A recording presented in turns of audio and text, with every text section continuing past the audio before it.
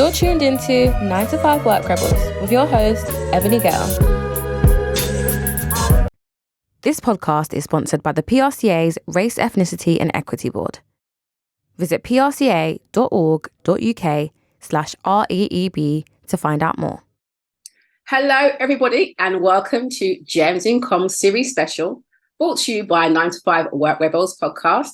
I am your host, Ebony Gale, and today I'm excited to be speaking with Rachel Allison, founder of Axe and Soar, an agency that is grounded in diversity, inclusion, and equity that delivers purpose-driven communication. So welcome, Rachel.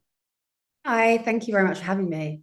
You are most welcome. So I always start out to give a bit of an intro in terms of this podcast is essentially, this series is really about giving people of comms, people of colour in comms, their flowers for carving out a wonderful career for yourselves in an industry that is 91% white. So kudos to you, firstly. Yes?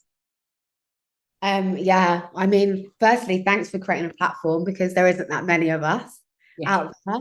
But it's good to kind of hear from people who have done it. So yeah, I appreciate you creating this platform. No problem. Thank you as well. And it's all about creating a safe space for us to have these wonderful conversations. People can kind of learn. So let's start off with you telling us about yourself and what you do. Yeah, so I'm Rachel. I founded Axe and Soar in the middle of the pandemic. I quit a full-time job, which was quite wild. I think everyone thought I was losing the plot. And I basically was just moaning about all the things that I felt was wrong with the industry and the kind of work that I was having to deliver, and just like the essence of storytelling that mattered was like lost, I think, in the way that agencies tend to operate. And so everyone was like, if you're going to moan about it so hard, why don't you try and create what you think should be out there? And I had no notion of what that would be, but I started working on it, and it turned into Axe and Soar. And yeah, like it honestly has just gone super, super fast. I can't believe I'm like 3 years now of running a business, and it's been a massive learning curve, but it's been so, so rewarding. That's amazing. That's amazing. Tell us about the name Axe and Soar, because I was like, that reminds me of like Bob Marley. Do you know what I mean? Like that kind of era. I was like, I like that. Yeah, it's exactly from that. So I was writing down a ton of different names. I wanted something that embraced my heritage. So my grandparents are from Jamaica. I didn't want anything too cringe. I like the idea of it being balanced. And again, the Bob Marley song Small Axe is all about kind of breaking things down and kind of showing how big you can be. And so I thought that was like the essence of what I felt was what I wanted to create. And I wanted it to have some sort of meaning. And I like movement, and I feel like both of those give movement to kind of your mind when you hear those words. Yes, indeed. And that's kind of my energy. I like it. When I saw that, I was like, yes, I know that song.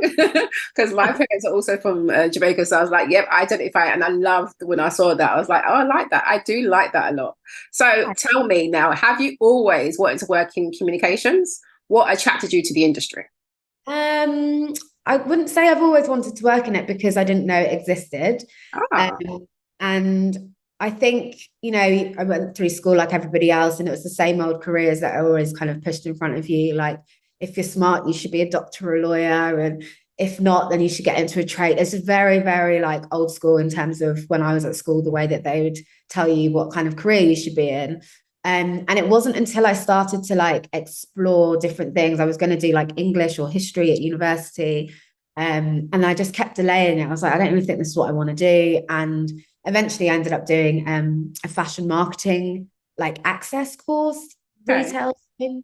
And I was quite convinced I wanted to be a buyer, which actually, if I look back, I would not have enjoyed that at all. Okay. But that was what I thought. And so from that, actually, the course, one of the modules was PR, and the person that was teaching it, I just found super engaging. It was really flamboyant, really hilarious. It was the only class that I actually was like engaged with. And I was just like, maybe that's what I want to do. And ended up doing that as a degree because I really didn't understand what PR even involved. And yeah, from there I went to LCC and kind of started doing internships and got my understanding of what PR was and kind of fell in love with it, annoyingly. That's great though. That's great. That's really interesting as well that you kind of went from the fashion side and you thought about doing buy-in, which reminds me of someone that I was in my course with. And then you made that transition knowing that, because I mean, it's quite slightly different, but I remember I went to the Brit school. And when I went to the Brit school, I went there, I was doing sort of like a bit of dance and graphics. And I remember taking a module, which was like a marketing module. And me and my friend took it. And then once they started to, going through some of the different elements, I was like, oh, this is super interesting, which is why I kind of went off to LCC like you. But I did a business communications degree there. And I just was just like very enthralled by all the kind of the comms activities, whether it be comms and the PR and advertising, all of that was like really like, oh, I like this messaging and getting all the stuff out there. But it's true, it wasn't nothing that was necessarily, told to us as a career.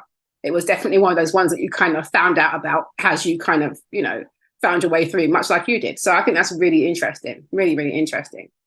I think that's the case as well with the marketing mix per se. Like advertising, I've always thought was quite exciting. I wouldn't even know where to start to get into that. And all of these things for me, I'm not from London, and so they all felt very like big city, exciting career path. And I felt like weirdly PR was the most approachable of that mix. Hey, that's very interesting. I actually, and now looking back on it, I don't really know why I came to that conclusion, but it just worked for you. It absolutely worked. But you're quite right in the sense of you look at it as a big city, because I also wanted to go advertising. That was necessarily the route I wanted to go down initially. But then when I started looking at the jobs, I found that the creative was very separate from the management side. Because I like that PR, you can do both. Yeah. You can be creative and you can have that management side of it as well. So that's why I ended up going towards that way. Because initially I was looking at advertising as well. So I think that's really interesting that you say that as well. Cool. I think as well, to that point, it's the bit that I liked from advertising is how people extrapolated a story and then told it in different, like people had to watch it. And I think element that I liked with PR is like, you just need to tell a story to get someone to engage with it, but you don't have to be good at art. You don't have to be good at any of the kind of like actual designy bits. Ability to create something, which I thought was really exciting. Yeah, absolutely. I absolutely agree with you on that. And it's true, because when you look at advertising, I used to be stuck, like a lot of us when you're younger, glued to the TV. And then you'd be like, catching up these adverts and you're thinking, actually, it's really good the way they make it succinct in their messaging. So once we started using more video in PR, I was in my element. I was like, this is wonderful. It's just like, you can get the comments out, you can get the messages across, so it was great. It was great. Okay, so moving into kind of your lived experiences, right? So I always give the example about, my experience, which I'll give. So my question is, when do you become aware of your ethnicity? So I always give the example of a time when I was younger, going to secondary school, just starting at 11 years old and heading off to a particular area that was quite racist, and then hearing about this group of white racist thugs called the Chelsea Smilers. Chelsea Smilers would literally take a razor and would cut you across your face if you're black or brown, just because you're black or brown. So I remember being, 11 years old thinking like, what the hell? Like, this is absolutely insane. Obviously, you know who you are. You're born as a black young girl. And I was aware of racism, but that to me was just like that one that was on my doorstep, which made me kind of like really like scared going to school essentially, but also very aware of myself. So was there any particular point in time for you that you had? I think it's really interesting because I grew up in Watford, which isn't necessarily, I think it must be predominantly white area. And before that, I grew up in Middlesex, and I think that was actually a lot more diverse, which I didn't realize. And I would say I didn't really have the language to understand things that were happening, which helped me to understand I was different to other people when I was a teenager. Like, I just knew that, like, really like silly things. Like, I went to a girls' school and all the boys used to fancy every other girl but me, and then be like, oh, but she's pretty for a black girl, or but she, those little subtle moments. And I just didn't really, I don't know whether I like took it on board that hard because I didn't really understand it. I just remember feeling a bit like an outsider when I was growing up. And it's only like, and I was always desperate to come to London because I just loved the fact that there was so much diversity and, there's just so much opportunity. And I think it's when I kind of started to find my own tribe and my own girls and all of that kind of stuff that I realized that those things weren't okay and that it was due to my skin color. And while I would say it wasn't overt racism, it was definitely kind of the passive type. And so I think, as you've already mentioned at the very beginning of the podcast, like it's kind of intertwined with our society. So I felt it when I entered the PR industry, despite me not really quite understanding why. Like it was just really subtle things that made me feel different to other people, like being pulled onto pitches for a sportswear client just at the last minute with having no like prior conversation, but needing a Black person in the room. And then, you know, I'd say like 3 words and I'd be like, great, yeah, really connected to the urban culture and all this nonsense. And I'd just be like, oh, but I'm actually, I don't even wear them. Like, yeah, the assumption that, you know, we all just hang out in tracksuits. Yeah, sure, you know. Exactly. So I'd say like, it's been dotted throughout my life, but I think I haven't faced overt racism such as you've described, but I've always kind of been aware of it through microaggressions. Yeah, the microaggressions, the covert side of things. And that's very British. It's very, you know, covert, you know. It's not necessarily like the American in your face. So yeah, that's really interesting. And you would, like you said, it's more of a feeling, wasn't it, for you? Like that feeling of, oh, something's not right here. They like all the other girls, but I'm somehow, you know, pretty for a Black girl. Like, I mean, for goodness sakes. So, you know, thanks for sharing that as well. And I think that's interesting because even I spoke with someone last week, Nalini, and she spoke about, you know, in the primary school when you have kiss chase and you wouldn't be the one getting chased because you're a brown girl, you know. And I thought, you know what, I forgot about that. That's so true, you know, those little things that you think, there's something there, but you don't always tie it together until you get a bit older and you look back and think, okay, that wasn't right. And that was to do with that. So no, thank you for sharing that. Now, in terms of work, have you ever felt like your race, ethnicity has held you back in your career? I don't think anyone on this podcast would say it hasn't affected them in some way to a negative point. Like what I would say is I assume the people that you've got on this podcast have turned that negativity into something positive, right? And so, yes, there's been plenty of times where I have felt that I've been overlooked for promotions or I've been given way, way, way more work than my white co-worker, like various different moments throughout my career where I could definitely say that race has played a factor in people's unconscious bias towards me. But that was part of what drove me to create Axe and Saw, actually. So like, while it was a hindrance to some degree, it's actually propelled me into creating something I'm super proud of and that kind of leads me to a place of feeling in control of like the narrative that is pushed out about me and how people respond to me. At least now I know that there's almost no glass ceiling above me because it doesn't depend on someone's flavor of the month or, you know, whether I went to the same Glastonbury festival with them. And, you know, it's like that kind of stuff doesn't actually come into effect now. And now I know it's more likely to be down to like whether I pitched a good idea or not, or whether I've done my bit to kind of push my brand out there or whatever it is. I just feel it's given me the grit to create what I've created. So I'm not like actually that mad at it because absolutely. I'm proud of where I'm at. Absolutely. And so you should be, absolutely. And back on that kind of topic, have you actually have you experienced or witnessed racism in the workplace, and how was it handled? Actually quite a few times in one particular company, which so I think there was 2 key moments that I can remember, one of which was my first week starting, and I had 2 creative directors creatives come up to me and they were like, oh my gosh, can we use you for an advert we're filming for a big electronic brand? And I was like, oh, I mean, no, like, you know, when you've like, your hair's a bit like, don't want to use the word picky, but my hair was like a bit picky, wasn't feeling fresh. I was like, I don't really want to be in an advert, like whatever. And then they were like, oh, please, like, you're perfect for it, all this nonsense. And then everyone started like gassing me up, and the team, who were all white, of course, and they're like, yeah, do it, Rachel, do it. I was like, okay, fine. So did it. And then like, it was like 3 days time that I had to come and do this advert thing.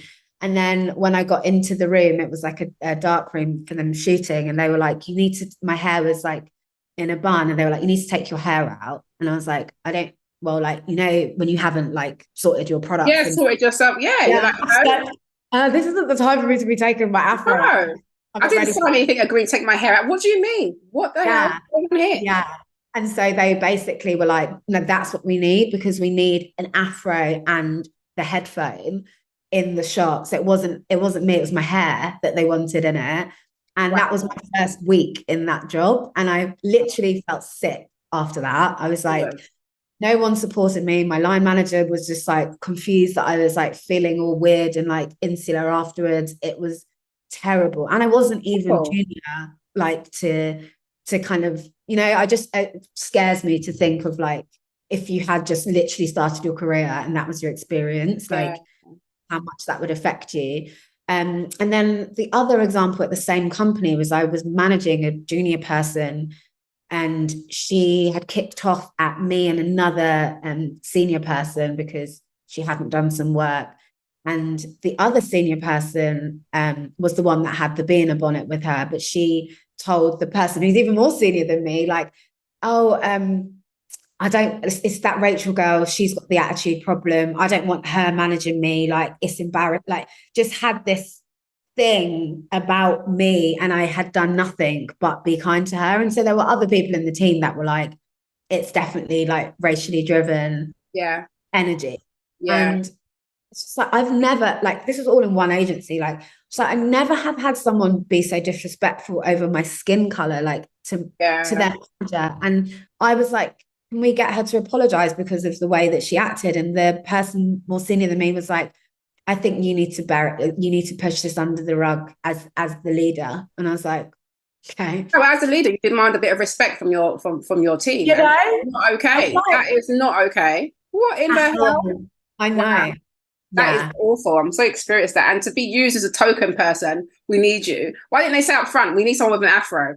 Okay, we need to afro out, because they wanted to just use you and throw you in.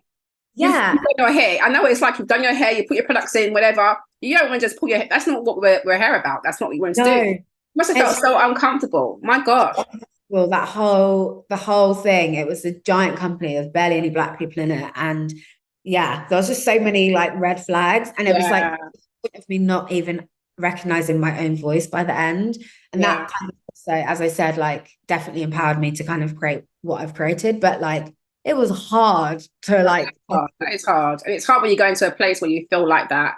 And people don't realize that the mental anguish that you go through, even to get yourself out of bed, to get to that place, try and put your best foot forward while feeling like you're feeling inadequate at the same time, because people are treating you like this. Yeah. So I'm so glad that you used that experience to spur yourself on and create Accent Soar. And what I would also add is like, when people are talking about like microaggressions, like I've seen things being like, oh, like a Black girl, when you change your hair, like sometimes the feeling you get when you're going into the office, if you've got braids or you've changed it or whatever, and people have to comment, like that's always been the case my whole life. And I've never really felt like this, it hasn't really affected me if someone's like, oh my God, your hair's got longer all of a sudden. Like that conversation doesn't like throw me. But in that environment, I was so self-conscious to change my hair. I was so self-conscious to do anything that kind of like showcase my culture or my personality.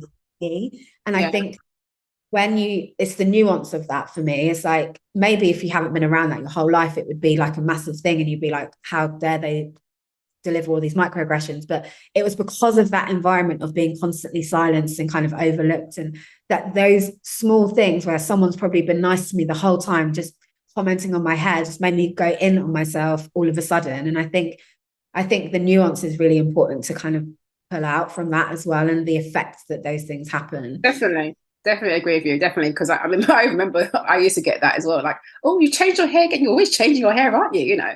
But I just used to ignore it and be like, yeah, that's right. I changed my hair. That's what I do. Right.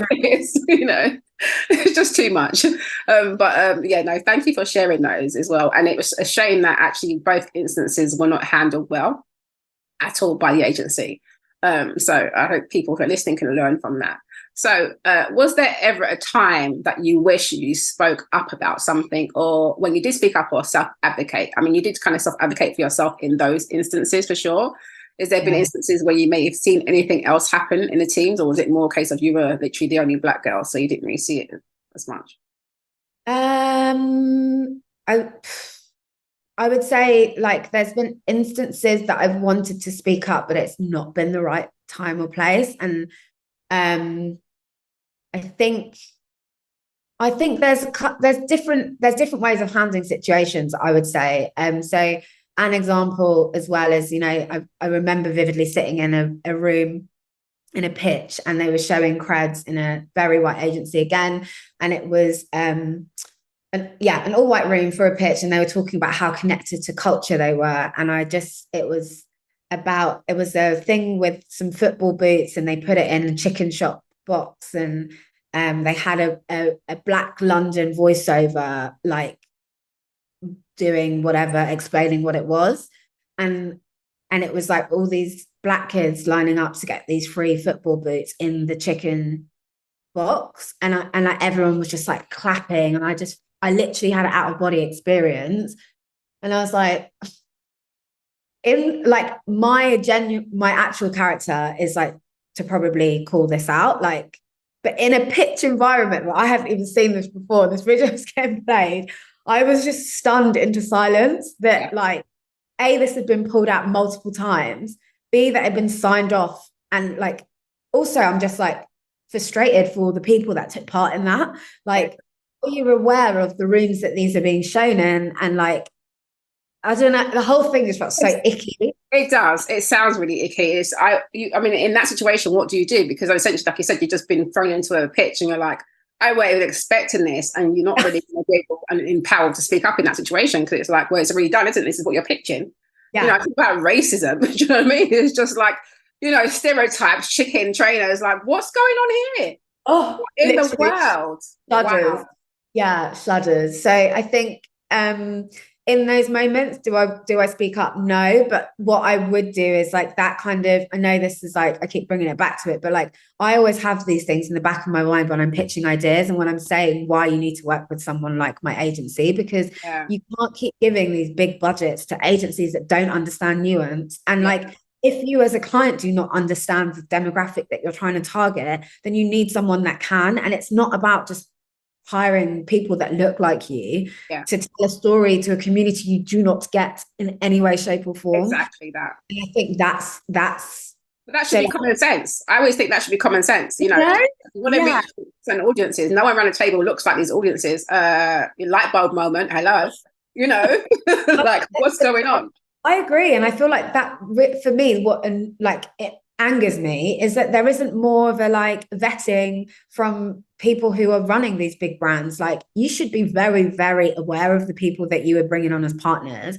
And there are some companies who are doing things to change it, and like, I rate them, but the others that aren't, who are still using the same old tired tropes, is like, I thought for me, actually, 2020 was a year of reckoning and understanding from a lot of people. And I don't know, I feel like we're kind of slipping back into the way things have always been done again. And it's frustrating because every Black person in comms probably saw this happening and knew, and we're all like dreading the fact that it was going to come back after the Great Enlightenment. And exactly. We'll touch on that a bit later as well. Absolutely. So hold that thought. Okay. Okay. So I want to touch on code switching, right? Do you feel we can ever kind of lead with our authentic voices in the workplace, or will we be forever code switching? Because I always think there'll be code switching, because as much as a lot of these companies say they want you to bring authentic self, when you bring authentic self, it's too much sometimes. So actually, I feel like we always have that fine line, you know, but what are your thoughts around that? I think it depends on the company you work for, but generally thinking, I do think you have to code switch. I was actually thinking about it because I was reading, I don't remember what I was reading the other day, and it just randomly gave me a massive throwback to like listening to my grandparents on the phone. And like, I don't know about every culture, but like for Jamaica, all my grandparents have their posh telephone Jamaican voice. Yes, they do. And it's a whole where you're like, okay, grandma, before you just kiss my teeth, and now suddenly your like Queen's English is coming through and every vowel is being pronounced. Like, so I think there's an element where, like, for me personally, I've almost always learned that that's the way you conduct yourself in a professional environment. And so, interestingly, because I'm quite like, the way I'm trying to build the agency is so that you don't have to code switch and so you can be your authentic self. But I am grappling with people that are like, and I think the new generation are much better at not like giving less of a shit, essentially. Yeah, I agree. Authentic self. But I'm now the oldie sitting in the situation where I'm like, is that professional enough? Or yeah, you're changing your voice. This is a client, and you know, and it's actually, it's an interesting thing because I think that millennials and any age above that have always learned that that is how it equates to professionalism. And I think there is this whole shift that's happening, and it's hard to get your head around because that is what we've all always been told is what professionalism looks like. So I don't know. It's interesting, isn't it? It is an interesting one because, like you say, I'm the same in that sense. My grandparents, my mum, you know, she was born in Jamaica, and she switches into her telephone voice. I remember my my daughter when she was growing up, and she'd hear on her phone, and she'd be like, "Why is Nanny speaking like that?" You know, she'd be like, she's kind of picking up on it. But I was like, well, actually, it is something that we have definitely grown with, and I feel like it also depends on the environments that you're working in. Because I worked in quite a lot of corporate environments. So in those environments, I had to make sure, you know, best foot forward. But I think it's interesting. I feel like the young ones coming through are being more authentic. So it is interesting. They're kind of challenging that status quo, essentially. It is one of those ones where you can be on the fence, essentially, because you just don't know which way it's going to go. Yeah, 100%. No, thank you for sharing that. Thank you. And I know you touched on it earlier, but because I always ask the question, when you become aware of the color bias within the PR and comms industry? Now, you've mentioned almost immediately, right? How you get into it. Yeah. That's really fascinating. That's really, well, it makes sense because I mean, I was the only Black person in my team, but I was more on an in-house situation. So, but I noticed it more when I started doing more industry type networking events. And then when I was appointed to the Women in PR board, and I'd go to Women in PR events, and it's just a sea of white women, and I'd just be like, it's just crazy. There's like spot the Black person, spot the brown person, essentially. I feel like it's color and class. Like that is glaringly obvious when you go to those events. I think class plays actually maybe even a bigger role sometimes in the separation within the industry. And I actually think that I've only really ever got on with people who feel like outsiders because ultimately it's a very middle class, upper class industry. It is. Everyone is white. Let's just say that that's the main thing. Then you can have middle and upper class people of color who can fit into those roles. And then if you're like on the fringes of any of those things, you're an outsider, and then you kind of have to band together because safety in numbers. Exactly. So I feel like, I think both of them, and I also feel like the people that I've worked with who get it the quickest are outsiders, right? And whatever way that means. So, like, I would say that my team is built up of diverse voices in that they're not all from the most obvious, like, you know, exactly as I said, they're not all white middle class people or upper middle class people. They come from different backgrounds, and that is what I value, and they get it. They're much quicker to understand a story from a person of color than they would be of, you know, it's that kind of nuance that they have ingrained in them. And so to your question, when did I experience color bias? I spotted it instantly, like, and it reflected in the fact I did my dissertation at university about the lack of diversity in the industry because it was a glaringly obvious thing I saw. And I don't know, I think, are we changing? I don't know. I think we need to do more as an industry to get people in at a much younger age. Like, it needs to be a career path from the time you're at school, not just like university, because I think it would get more people excited, and it would help do the PR's job from the get-go if you knew about it. So it should be alongside you knowing that you could be an editor of a newspaper, which they used to love to say, or you could be a journalist if you like English. It's like, you can also be a PR. You can also, that whole matrix should be there. So, I feel like we need to do more to get more people involved. I agree with you. I feel like entry routes need a lot of work.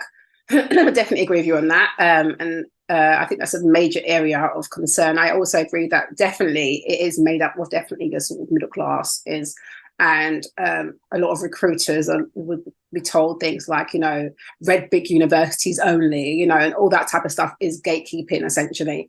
But at the same time, it also makes the assumption or the presumption that people of color don't go to red brick universities, so it's like, well, you just open that all up. And I feel like a lot of the routes for entry, because I feel like to do PR, you don't necessarily have to have a degree, like you can learn on the job what it is, so I feel like a lot of them have gatekeeped it, and we need to open that up a bit more. I agree with you, and definitely starting at a younger age, letting people know that this is an option and it's a professional option. Okay. Yeah. So I agree with you. So moving into allyship, what are your thoughts on allyship and what does it mean for you? What's a good example of allyship like to you? I think it's someone who advocates for you when you're not in the room and when it's not in vogue to advocate for you, and who has bothered to take the time to really understand the challenges that you may or may not be facing and supports you on finding a solution, like whatever that is. And I think I've had allies in my career at various different points. I think, I always reference her, but one of my first ever managers was like a huge ally and was just so, so lovely, like the sweetest human. This podcast is sponsored by the PRCA's Race, Ethnicity and Equity Board. Visit prca.org.uk/REEB to find out more. And, when you start off and there's so many terms and all that jazz, and she just didn't care to stay late every day and like help me write a press release or like. Oh, that's lovely. Yeah. And so I think I owe a lot of like maintaining my position in this industry to her. She's still really sweet, messaging me all the time. Yeah. So like I've had true allyship where they're like selfless and kind, and I've also had fake allyship. Oh yeah. Which I feel like is like, I think every person of color has experienced fake allyship in Absolutely. And so, you know what, people don't always have time to be allies as well, and that's okay. You don't have to pretend that you do. Yeah. So I know what allyship looks like and I know what it doesn't. And I don't really know what else to say on the matter. I was going to say, what happened in the fake allyship situation? What happened? How did you know that it was fake allyship? What was the red flag or flag? When the allyship realistically benefits the person that is claiming to be an ally. Mm-hmm. Because then it's like, what was the motivation? Because you really felt that something was unjust and you wanted to provide an opportunity and support, or because you needed to attach yourself to a certain XYZ, whatever that is. Yeah. And so, everyone secretly knows of agencies or people or whatever that essentially blackface, which yes, we hear about quite a lot. We all know it. We all know it. We do. So know that the Black people in those roles probably are getting paid more than they would be at any other point if it wasn't in vogue, Yeah. And at the end of the day, like, collect your bag. I'm not here to hate on that. Yeah, I know. I get it. It's difficult, isn't it? Yeah, it is. And, it's hopefully it all comes around in another wave of positive energy. And, actually they've trained up a whole new generation of Black people and all the other things that could be positive from it. But yeah, look, we all know it happens. We do. We definitely do. No, I appreciate your thoughts on that. I really do. Okay, so moving a bit more into you. So what actually motivates you and inspires you to keep going? I think I kind of touched on it already in that, like, I love that we as an agency and me personally are like outsiders to the industry. Like I don't need to be in the mix. Like, that's not what I'm advocating for. I'm advocating for change of the industry, but I don't need to do that from within it. And I think like whenever there's like an inbound request of like a brand I've always dreamt of working with, or whenever like I get approached to do things like this or like to mentor or anything like that, I'm just like, this is what I'm supposed to be doing. And like, that is my motivation. And I hear that. Everyone keeps telling me I'm a workaholic now, so. So what do you say you found most challenging so far in your journey?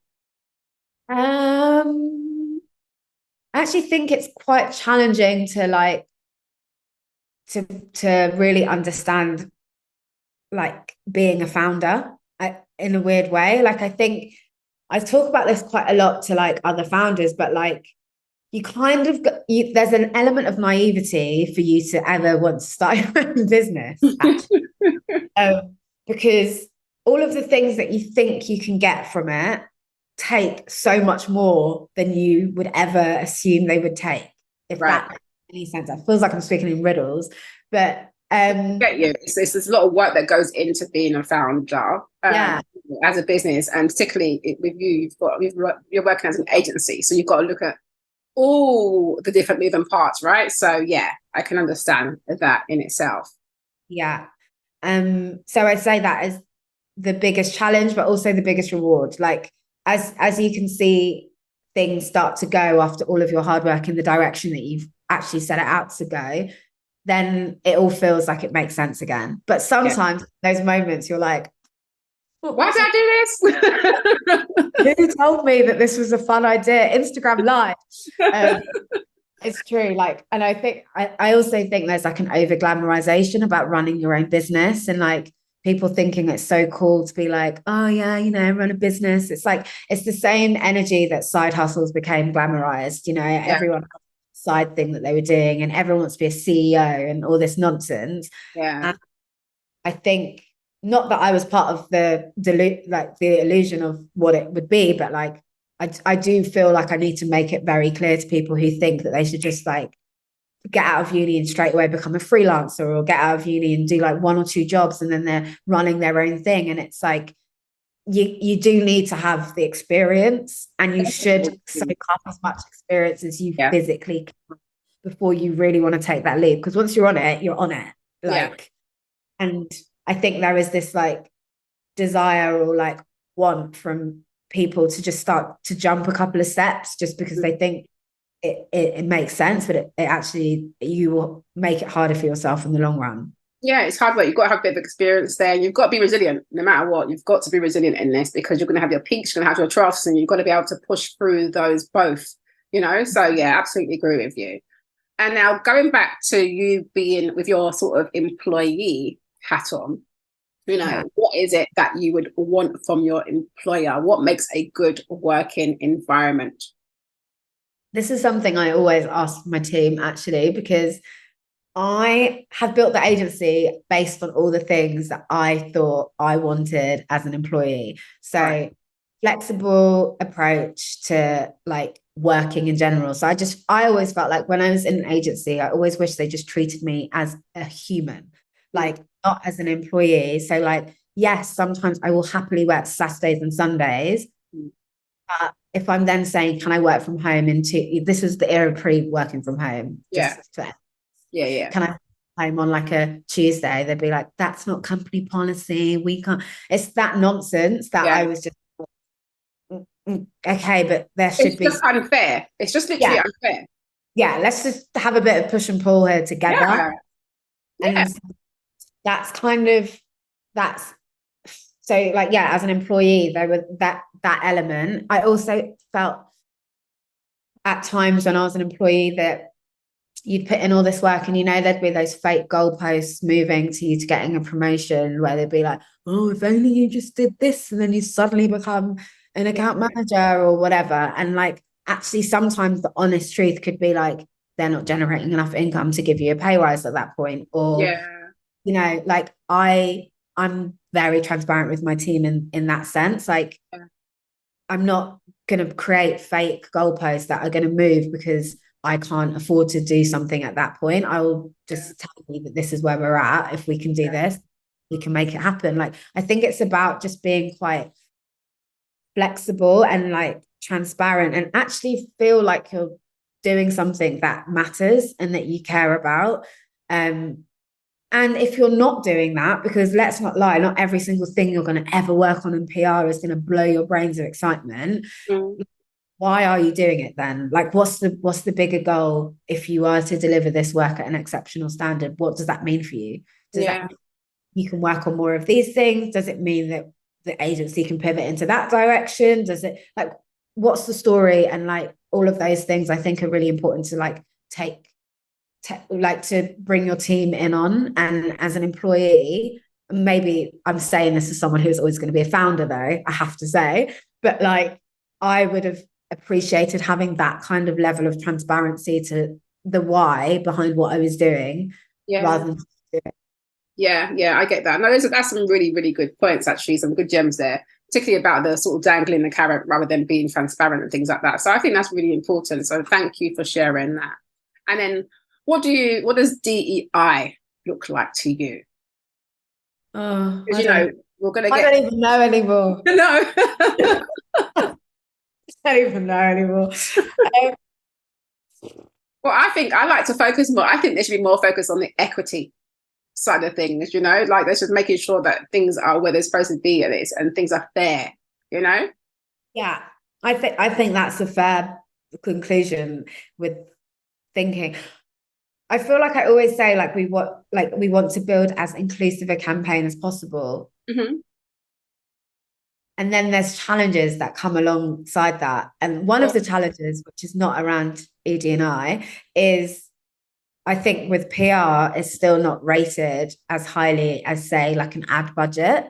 And so what you end up doing, what I see being done is, like, if you're a brand and you have a big pot of cash, you spend the huge chunk of it on, let's say, the advert, which you can tell a really obvious story where you can put, the mixed race family in with the black white dad, so you're tapping into everybody, and it's so blah, like that Christmas where everyone has a mixed race family, apparently. Yes, apparently so. Apparently.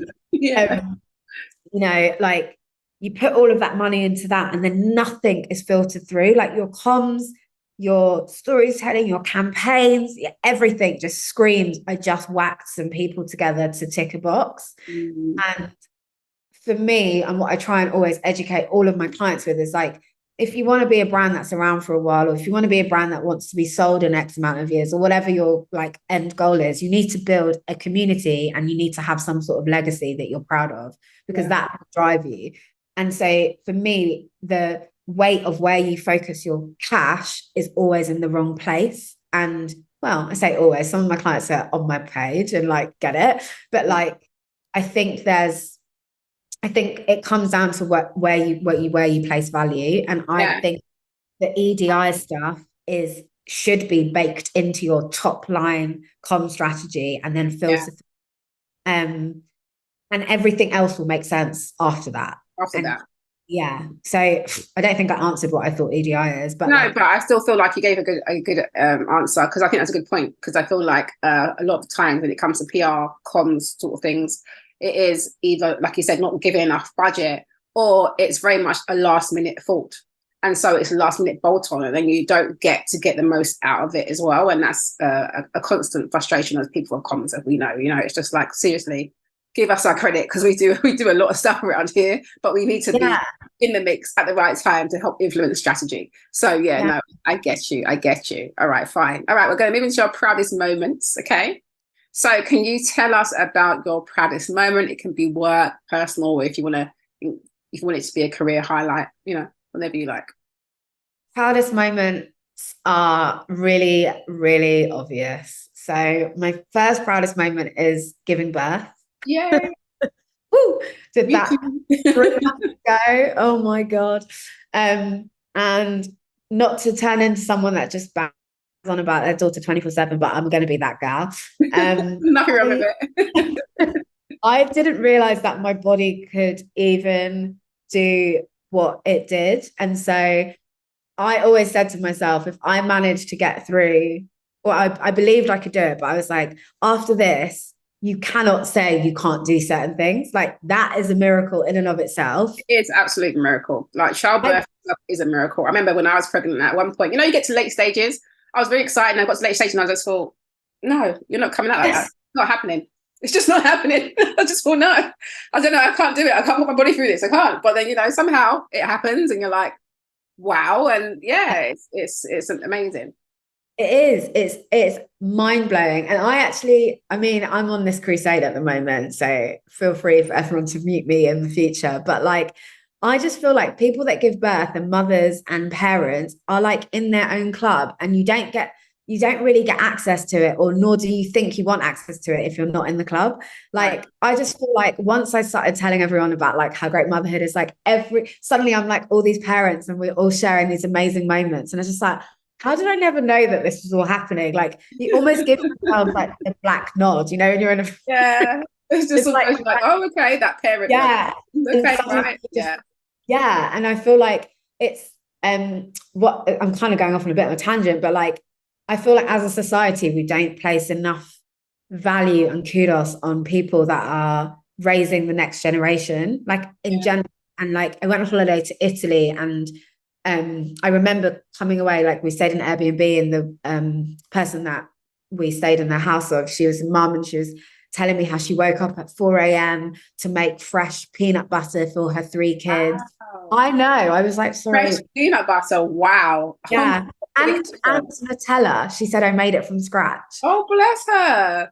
I know. And I was like, I went to bed thinking about it, and I was like, she feels as the way that their culture and their society is, that is her proudest thing that she could possibly give to this world, is like making sure her children are well fed and well looked after and cared for. And even if you didn't have kids, you were all like, whoa, like that's amazing. But actually in the UK, if someone said that, you'd be like, have you got nothing better to do with your time? Or like, that's a bit much, just buy it from the attitude is not the same.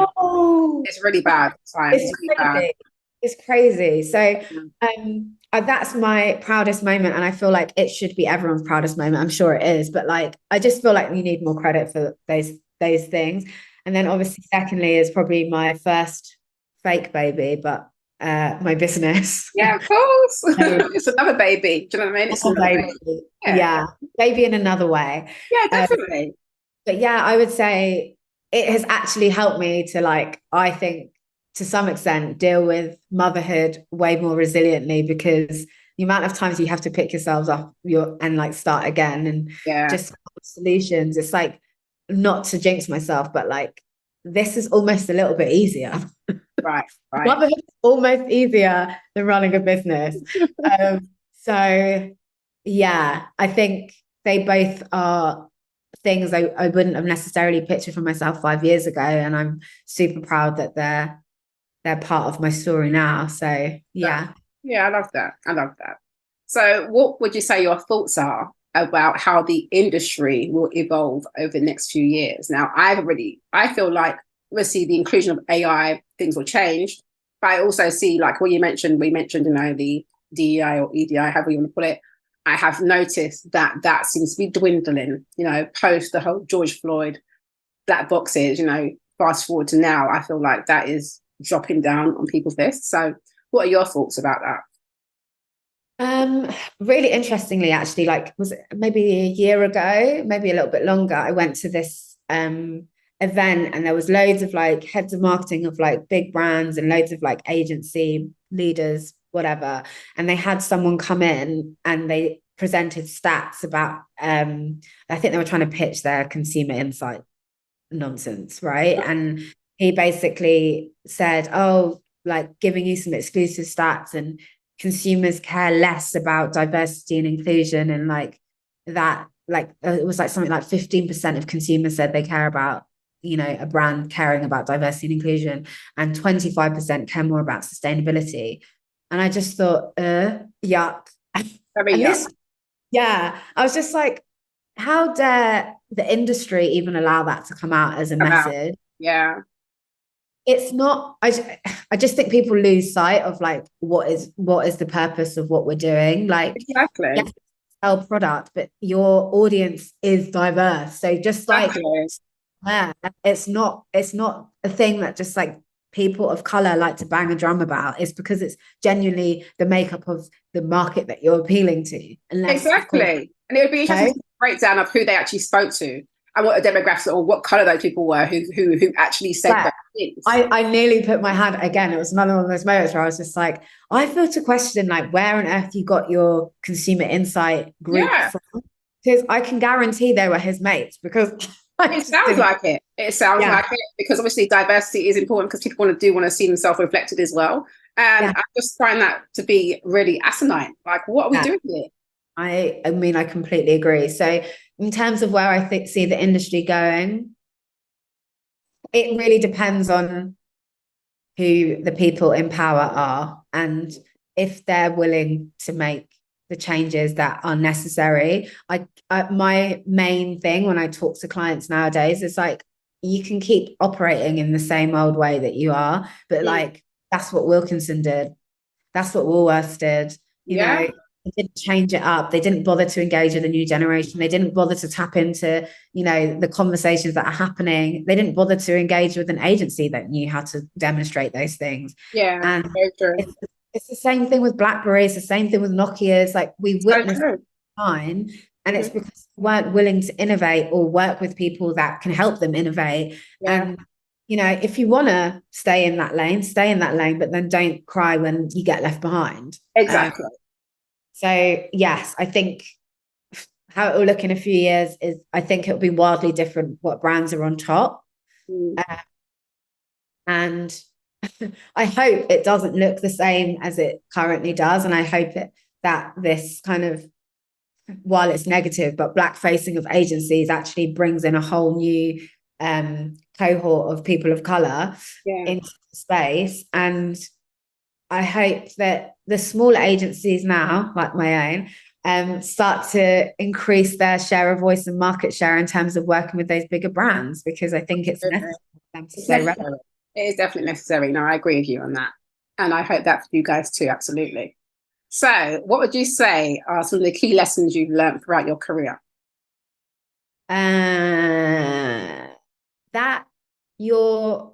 I think three things. One is that your voice is important and you should embrace it and embrace why you've come up with the things you have. One of the things I always tell my team is like, I always bang on LinkedIn and they all take the mick out of me and they're like, oh, sorry, you're obsessed with LinkedIn. But you are so on LinkedIn. Well, anytime I go there, I see you pop up. I'm like, she is good at using this platform. I'll tell you that much. Because you have always got a post up there. I have a look and I'm like, oh, look at her. She's like, yeah, no, you're definitely a LinkedIn queen. I just do it for myself, okay? And the reason I liked LinkedIn is because like none of my friends care about it. None of my friends are in the same industry as me. Right.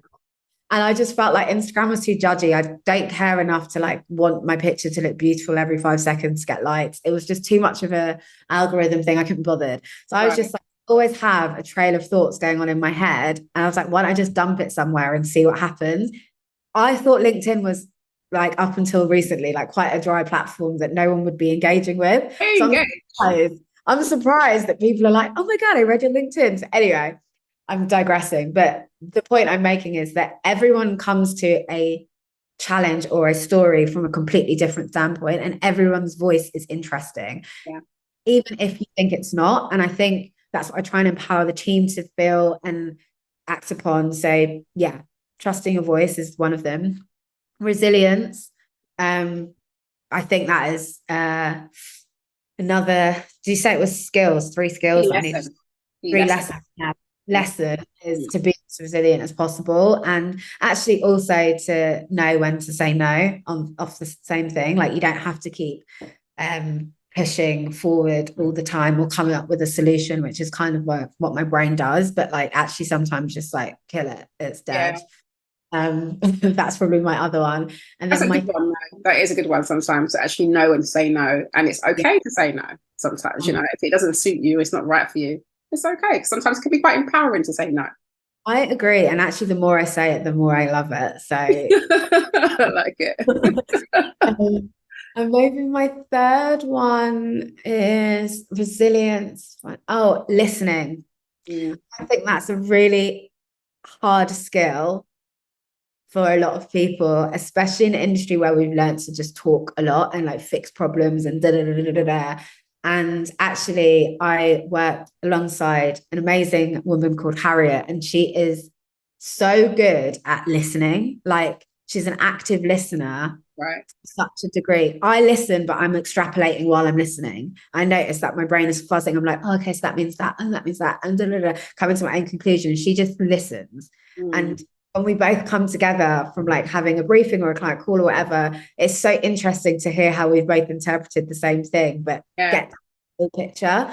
And so I think that would be my other biggest lesson. Like you can never not listen too much as well. Yeah.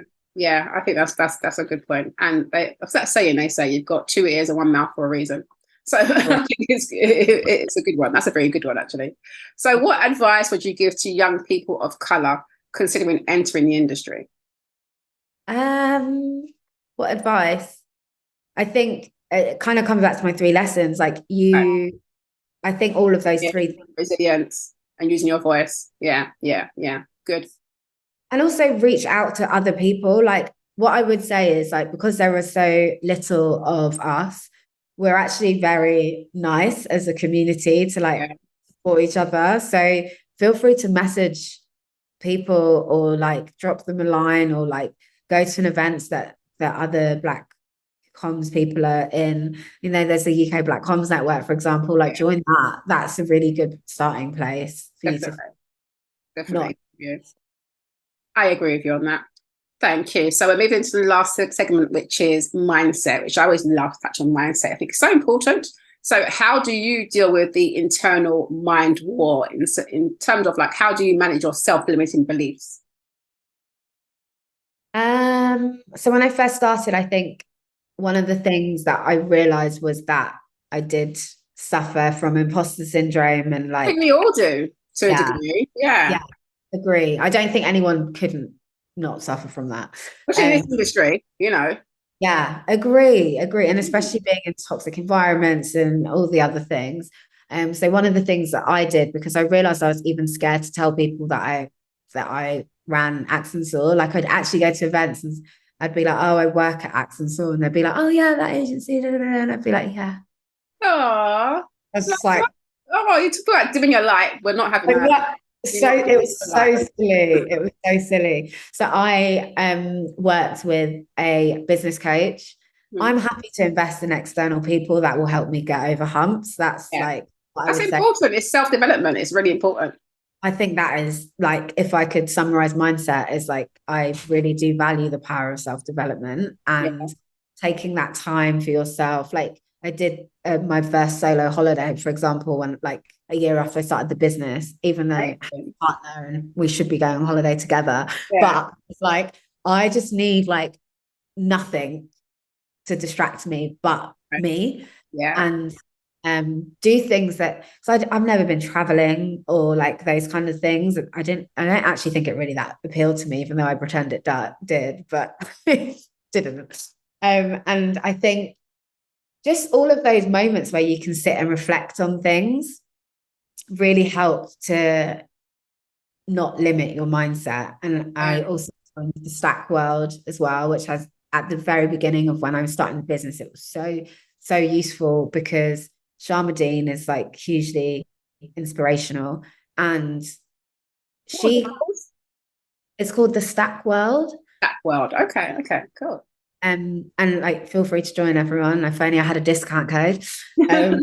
But I would say that she was really generous at sharing how she built her business. Um, Okay.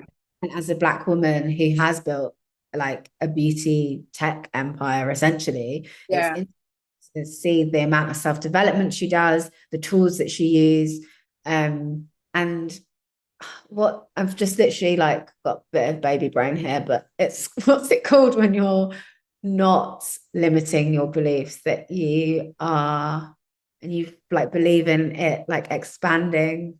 As in, well, expansion. You mean it's expanding your beliefs? What do you mean? All right, I mean like, you know, empowering yourself in. because scarcity mindset. Okay, okay. Sorry, woof. All right, fine. Scarcity mindset. I definitely had a scarcity mindset. So I'd get panicked if I saw someone else had won a client. I'd be like, okay, oh my God, there's no more clients I could win. And like, I need to do more and da. And it's moving from that into the other terms. The abundant mindset. The abundance mindset. And I only get into a scarcity mindset when I'm overworked and haven't given myself time to develop. Yeah. And actually, the abundance is the true mindset in terms of how you can ever grow as a person and as a business in particular. And as soon as I shift my gear into that, things come. That's it. Yeah. It's all that kind of, when you think about the laws of attraction, isn't it? It's like if you're chasing something, then it's going to run. And if you actually just be like, actually, I attract and I'm in my element of abundance. And, things will usually go kind of nicely, So, yeah, I get you on that. That's cool. Yeah. I like that. Okay. So looking back over your journey, would you do it all over again? That is a really good question. I think I would do it slightly differently, but I would essentially end up in a similar place. Okay. So that's pretty much a yes, just with some tweaks along the way, essentially, right? Yeah. Okay. What I would add, I would say, I think is one of the things I would do is I would have freelanced for longer before I started my business. Okay. For two reasons. And like everyone who, if anyone does this, you can at me because I've given you the secret, is I would freelance at different agencies so I could poach who I like and actually see for free who was good people to work with. Right. I started my business, I'd have a bank of people that could be like, beep, beep, beep, beep, beep. Yes, I get you. Ships. Because that's actually one thing. Finding the right people is a really hard thing to do. And then the second one is I'd freelance in all the different agencies so I could see exactly what works and what doesn't work for free.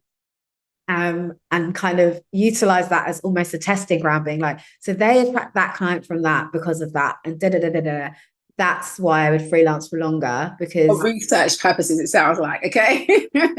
Basically, yeah. Fair.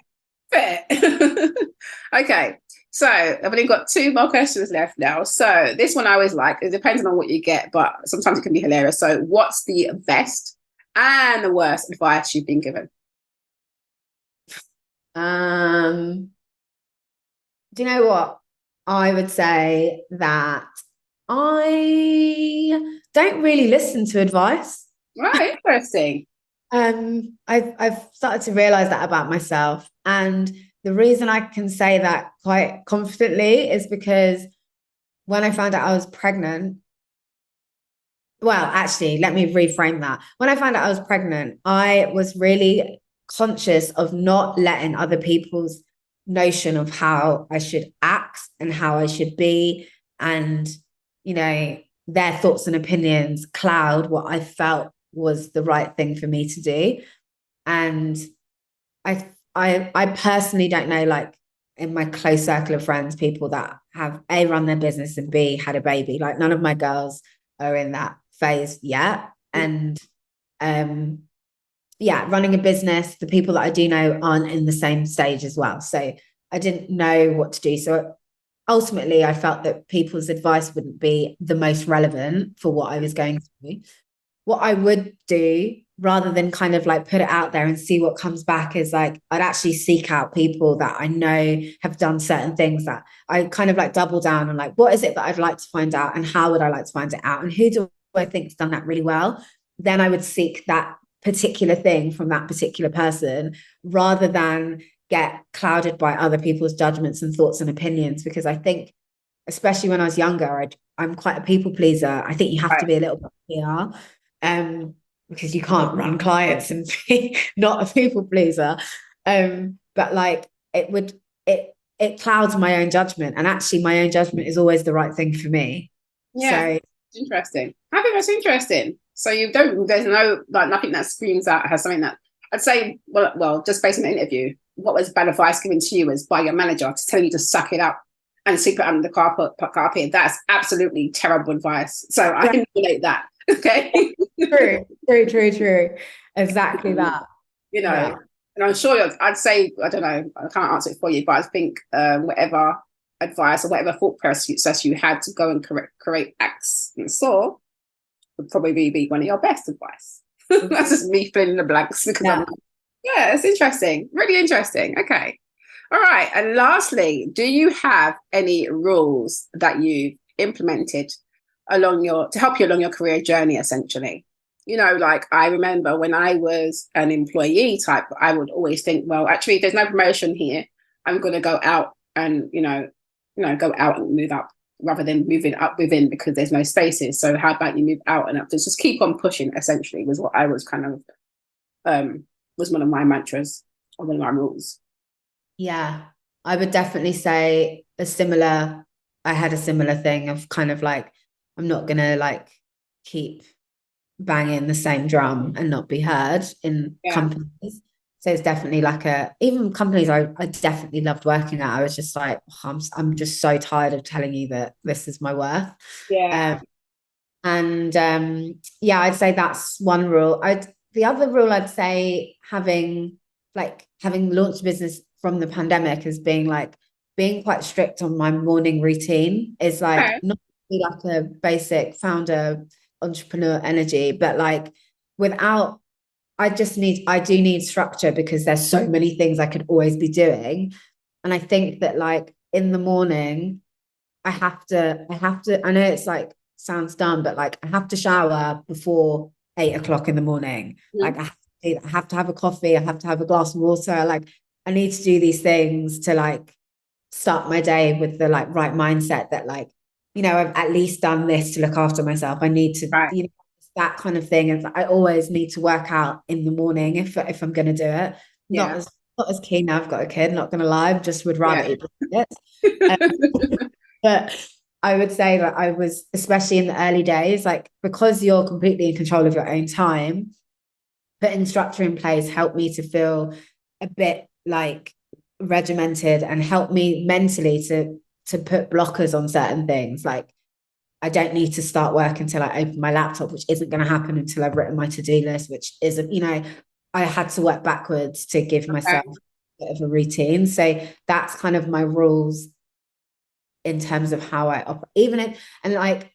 I was so militant with things like this. It's like, even if I went out on client drinks the night before and I had barely slept and I was so tired and, I would always present as if that was not the case on a morning. Okay.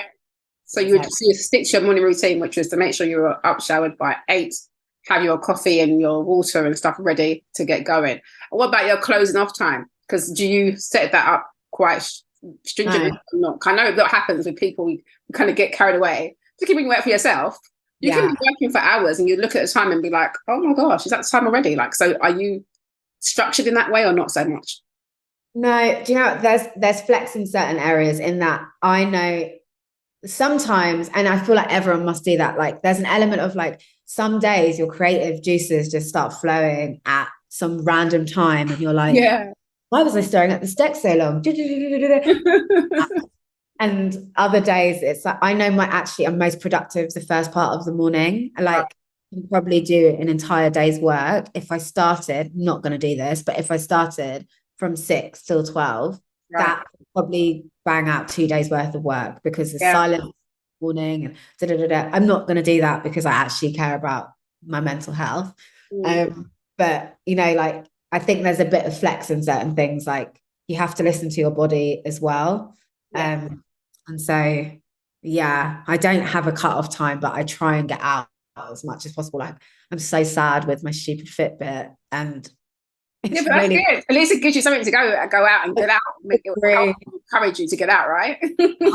I need it. If I don't do it, then I could sit still and I could just stay in the house all day. So, like, I give myself a target of at least 8,000 steps a day, and like that's really good.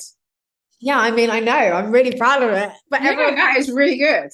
Everyone's like, you're so sad. But even if I don't do it for one day, then I'll make sure I have to do like double that at the weekend or whatever. And I think actually just making myself accountable is like part of the rules of being me, I think. Yeah, that's really good. Well, thank you so much, Rachel. It has been a pleasure speaking to you. I hope you enjoyed sharing some of your experience with us. Good. So for those who want to connect with you, can you tell them where they can find you? Yes. So best channel for me is Instagram or LinkedIn. LinkedIn, I was going to say. Yeah. Well, yeah. So my company Instagram is at @axandsaw_. I'm pretty sure it's that. If not, my social's gonna kill me.